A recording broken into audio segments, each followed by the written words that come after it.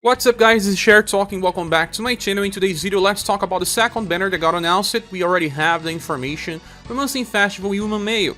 Yes, Mayo is back. He got a version not much time ago. This one is just for damage, direct damage, does not rely on counter, blunt slash and sometimes pierce. Then we have Princess Rei, that is a multi-hit attacker for shadow damage that relies on some gimmick. And Elisabeth, support damage dealer for club that looks too much similar to Sharon. Well, let's go straight to Reddit again. Thank you so much Hands43 for doing this amazing job. Well, Mayo got buffed for endurance and will because they like to give him defensive status, a little more agility. Dexterity is 116, it's not the highest one for a nuker, but he kinda acts like one that can also self-sustain. For passes, the first one, he recovers 2 BP when attacking with slash attacks.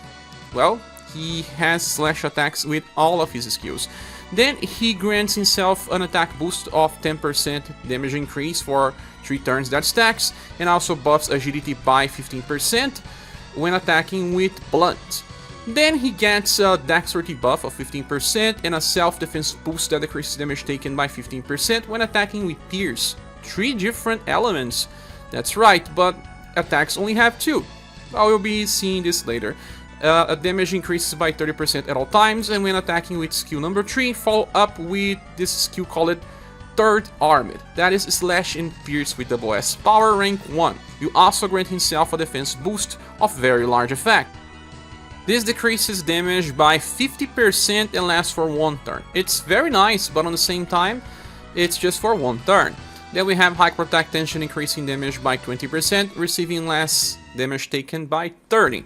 So you have High Protect Tension, sometimes you have this defense boost, but most of the time you also have at least 1 defense boost, sometimes 2, when you are attacking with Pierce. But how does it work actually? You start with skill number 3, that has 10 BP, double S power, and it's blunt and slash. This does not have Pierce, right? But on turn 1 you will trigger that Pierce chase when you get at least this dexterity buff and the defense boost decreasing damage taken by 15%. And on this turn you will recover 7 BP. So you triggered all the effects with skill number 3 because you have additional pierce from chase. Then on turn 2 you're gonna use the skill number 1, that is blunt and slash with C power only. Damage is lower, but it will give you 3 BP, so that you have 10 BP again to keep this perfect cycle.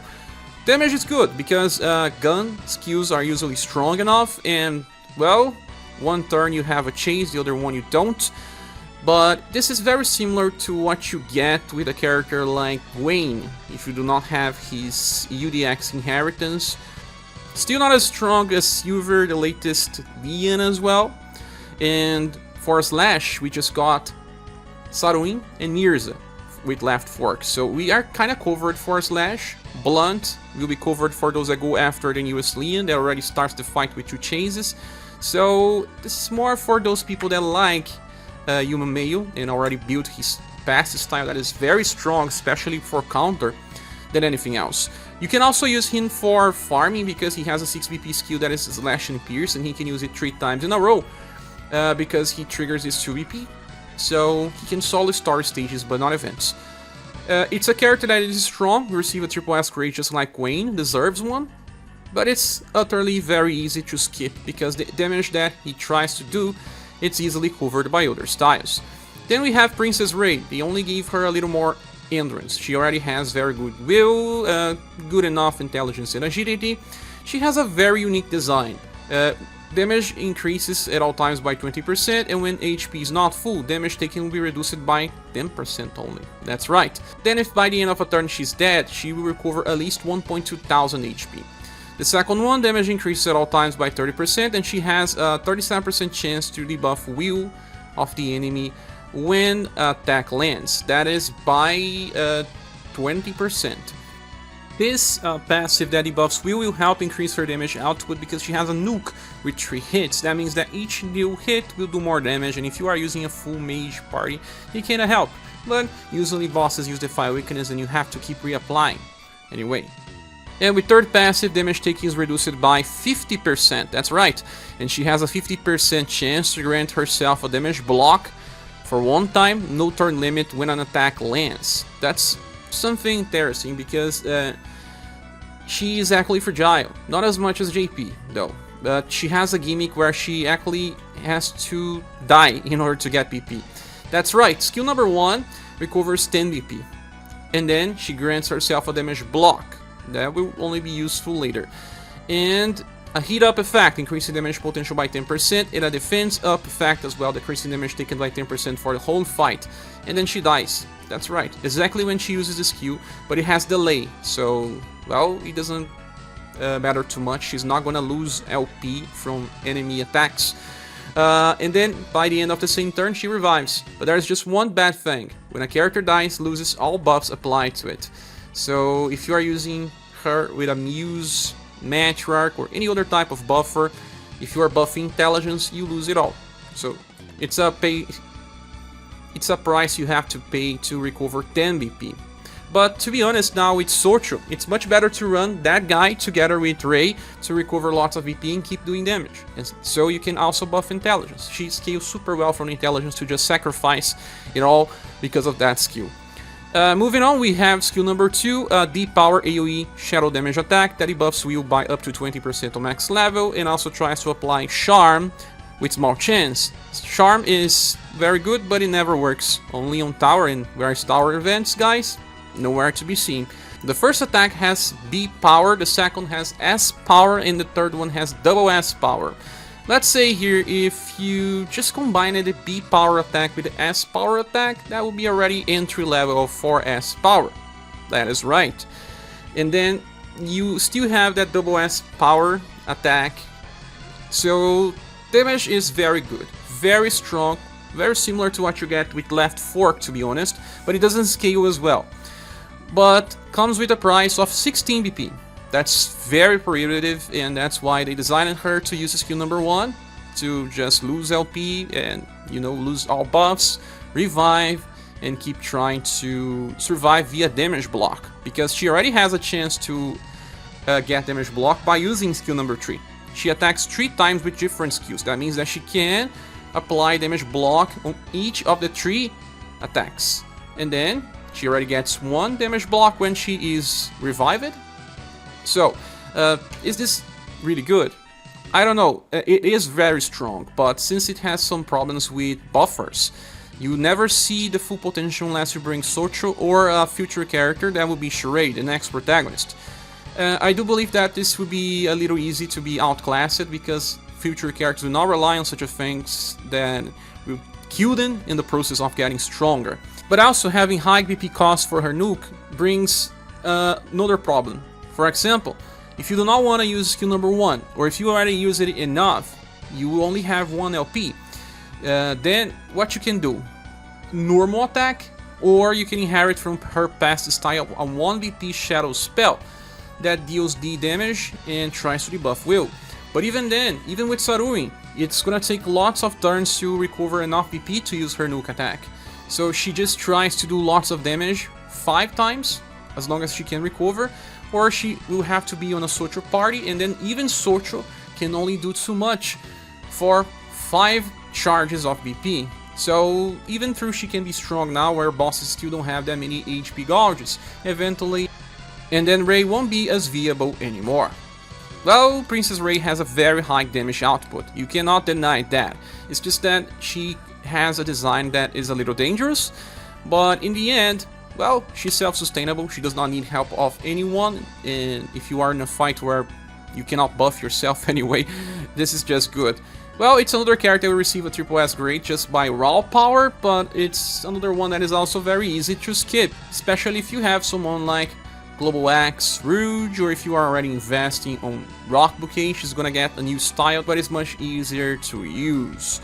Moving on, we have Elisabeth, and she has now 120% STR, 81% Endurance and Will, and by the end of a turn she recovers HP of 1000, that's right, and 3 BP if no BP damage is taken.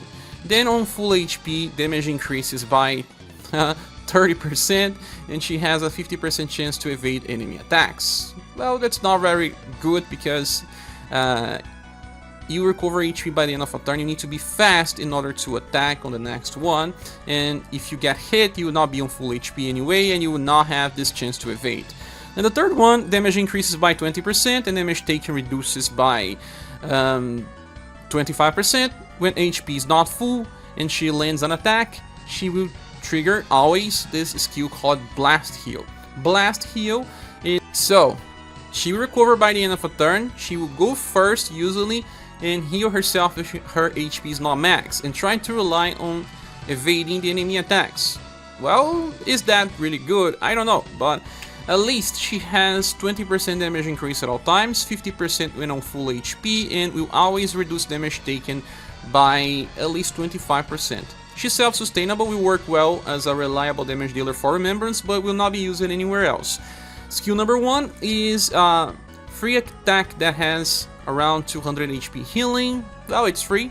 Then the second one is a full AoE attack with B power and 7 BP cost that she can actually keep using for farming. May work for story, but not for events. Then the third one is the same attack as you saw in the latest version of Sharon, a double S power attack with 9 BP cost that can be used 5 times per battle, and after attacking you enter evasive stance for 1 turn. And this is actually nice because it allows her to just be with full HP. She will recover those 3 BP back and align with 3 BP that you get by the end of a turn. When she is fully evading, you recover 6 BP. But the problem comes with just the fact that when she's on full HP, she does not chase with Blast Heal. You are losing part of the damage. So she is just trying to recover HP, but if you are on full HP, you cannot chase. The damage is limited. It's a very strange design. They want the character to heal back to full HP to evade, but when it's on full HP, does less damage. So for clubs, we have many characters with support and self-sustain now. We have Genie as well, Sharon, and now this new Elisabeth. We need a very strong nuker with access to just pure damage instead of just gimmicks. But she also works with Wuhan if you are having difficulty there. Because of that evasion, you can just negate the instant kill attacks when using a formation to draw enemy attacks towards Elisabeth. But it's just very easy to skip without caring about Remembrance. This character will receive an SS plus grade, but it's very easy to skip as well. So you see that we have 2 characters that are good. You cannot say that they are bad. It's just that what they are doing now doesn't matter much because of the characters that we are getting. Princess Rei only matters for those that got Saruin and that like the character to do some damage. Has a very high BP cost to use her nuke attack that relies on either having social or going through a very gimmick mechanic. And Mayo is very strong as well, but he's more of a side grade. He just do blunt and slash, and those are the most common elements in the game. But if you like the character, it's good. He will just do very good damage without easily dying. Well, I'm thinking about giving this banner a Bronze Plus award because of Mayo and Princess Rei, but they also clash with many recent releases, that's why they are not very important. But if you like the characters, it's not really bad to summon here. But I'll be skipping. And this is my opinion. What is yours? Please say here in the comment section. Thank you so much for watching this video. Please subscribe if you haven't. And if you want to support the channel, there are links on the description. I really hope to see you soon in the next one. Bye.